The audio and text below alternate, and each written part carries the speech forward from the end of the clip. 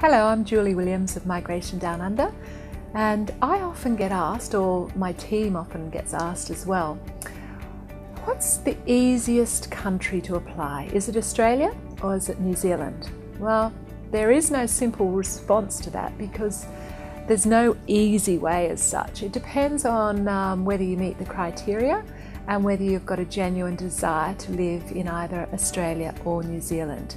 Both have very different set of criteria, and often there is a myth out there that New Zealand could be easier, possibly because it's a smaller country in population and size, but don't be fooled because New Zealand has its own set of criteria that's just as complex and not necessarily difficult, but as strict as the Australian government when it comes to visa applications. So it all depends on your circumstances and whether you are meeting the criteria, because both Australia and New Zealand require a certain level of English language ability, for example, if you are applying through employer-sponsored or skilled migration.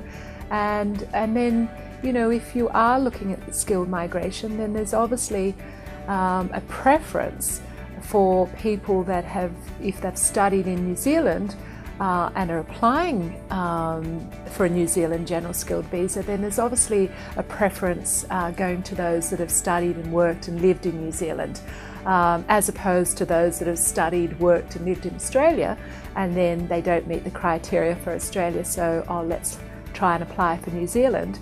It's not necessarily going to be any easier because they give you know, the preference to those that have already shown a genuine desire to live in their country. And the same goes with Australia as well. If you've studied and lived in New Zealand, then you're going to be applying like any other overseas resident for Australia. You've still got to meet that same criteria. So just because you've either worked or studied in New Zealand or vice versa, it's not going to be necessarily easier to apply for that visa in Australia just because of the proximity of the two countries. They're both two completely separate countries that have their own identity and their own set of rules. So there's no easy way as such. It just depends on what your circumstances are and whether you meet that criteria.